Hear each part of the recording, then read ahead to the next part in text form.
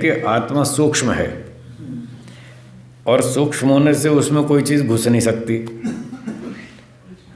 फिर इन्होंने कहा कि परमात्मा तो उससे भी सूक्ष्म है, क्या वो आत्मा में घुस जाएगा?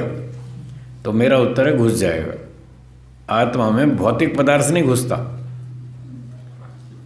एक स्थूल वस्तु होती है, एक सूक्ष्म वस्तु होती है। स्थूल वस्तु में सूक्ष्म वस्तु प्रवेश कर सकती है। जैसे लोहे का गोला है, इतना बॉल है कोई आयरन की, लोहे की, अगर हम उसको अग्नि की भट्ठी में रख दें तो अग्नि सूक्ष्म है, वो लोहे में घुस जाएगी या नहीं? घुस जाएगी ना। तो अग्नि सूक्ष्म है, लोहा स्थूल है, इसलिए वो उसमें घुस जाता है। तो ये तो हुई साकार पदार्थों का दृष्टांत। अब ईश्वर और जीव दोनों निराकार हैं, उसमें अंदर बाहर घुसने का कोई काम ही नहीं है। उसके अंदर बाहर घुस नहीं सकते, वो कोई किसी में नहीं घुस सकता। पर वो दोनों निराकार हैं, दोनों चेतन हैं। अब जो जड़ वस्तु होती है वो स्थान घेरती है। क्या बोला? जड़ वस्तु स्थान घेरती है। जितना स्थान एक ईंट ने घेर लिया उतने स्थान पर दूसरी ईंट नहीं घुस सकती है। जो समान आकार वाली होगी वो नहीं घुस सकती। अग्नि तो घुस जाएगी, वो सूक्ष्म है, लेकिन समान आकार वाली नहीं घुस सकती। तो ईंट में दूसरी ईंट इसलिए नहीं घुस पाती कि वो दोनों स्थान घेरती हैं। और जो वस्तु स्थान नहीं घेरती तो वो एक ही स्थान पर दो चीज़ें भी रह सकती हैं।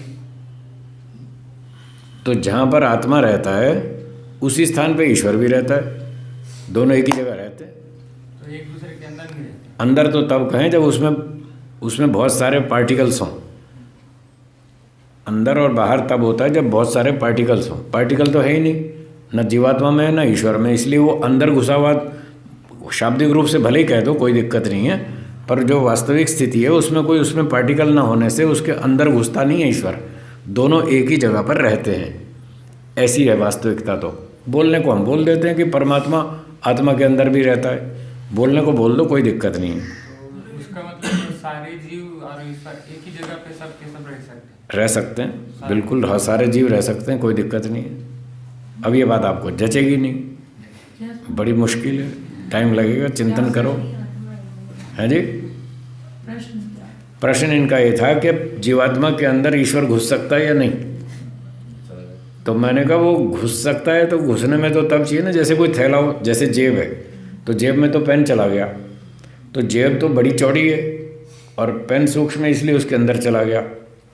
तो आत्मा कोई इतना चौड़ा लंबा तो है नहीं कि उसके अंदर घुसेगा ईश्वर, इसलिए वो घुसने वाली बात जैसी पेन और जेब की है, जैसी लोहे की और अग्नि की है, वैसी जीव और ईश्वर की नहीं है।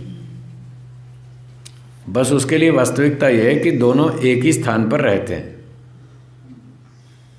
जहाँ जीवात्मा रहता है वहीं ईश्वर भी रहता है, दोनों साथ साथ रहते हैं। अब क्यों रह सकते हैं दोनों? इसलिए कि स्थान नहीं घेरते। जो वस्तु स्थान घेरती है वो दो चीज़ें एक साथ नहीं रह सकती। एक एरिया में, एक अवकाश में दो चीज़ें एक साथ नहीं रह सकती। जो स्थान घेरती, जो स्थान नहीं घेरती वो रह सकती है। इसलिए जहाँ जहाँ जीवात्मा रहता है वहाँ वहाँ ईश्वर भी रहता है, दोनों साथ ही रहते हैं। अगर ये मान लें कि जहाँ जहाँ जीवात्मा है वहाँ ईश्वर नहीं है, दोनों एक साथ नहीं रह सकते, थोड़ा ऐसा मान लें कल्पना करके, तो क्या परिणाम होगा कि ईश्वर तो सर्वव्यापक है और जीवात्माएं सब उसके अंदर ही हैं। तो जहाँ जहाँ जीवात्मा है वहाँ वहाँ ईश्वर नहीं है, ये मानना पड़ेगा। और ऐसा मानने पर ईश्वर में छिद्र हो जाएंगे। जहाँ जहाँ जीवात्मा है वहाँ ईश्वर है नहीं, उसके चारों ओर तो है पर वहाँ नहीं है। ऐसा मानने से ईश्वर में करोड़ों अरबों खरबों छिद्र हो जाएंगे। अब ये चिंतन हमारा वेद के विरुद्ध है। वेद में तो लिखा है ईश्वर में कोई छिद्र नहीं है, अव्रणम शुद्धम अपाप विद्धम, अव्रणम बताया, उसमें कोई छिद्र नहीं है।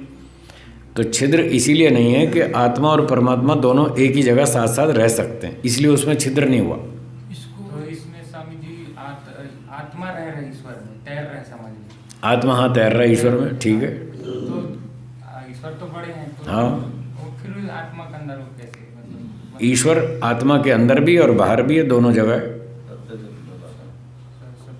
क्योंकि ईश्वर तो बहुत दूर तक फैला है, आत्मा बहुत छोटा सा है। आत्मा बहुत छोटा है और ईश्वर उसके सब तरफ है। ईश्वर के अंदर ही आत्मा यूँ घूमता रहता है, आता रहता है, जाता रहता है, सारे काम करता रहता है। तो ईश्वर उसके अंदर भी रहता है और बाहर भी रहता है, दोनों तरह से रहता है। जैसे रसगुल्ले के अंदर भी है और बाहर भी है, हाँ या ना? तो जैसे रस है ना, रसगुल्ले के अंदर भी है और रसगुल्ले के बाहर भी है। एक पतीली में 10-20 रसगुल्ले रख लो और रस भी रख लो, तो रस दोनों तरफ रहेगा, अंदर भी और बाहर भी। तो ईश्वर जो है वो रस की तरह है और बाकी सब पदार्थ रसगुल्ले की तरह है। रस रसगुल्ले के अंदर भी है और बाहर भी है। ऐसे परमात्मा जड़ चेतन पदार्थों के अंदर भी है और बाहर भी है। ऐसे समझना पड़ेगा।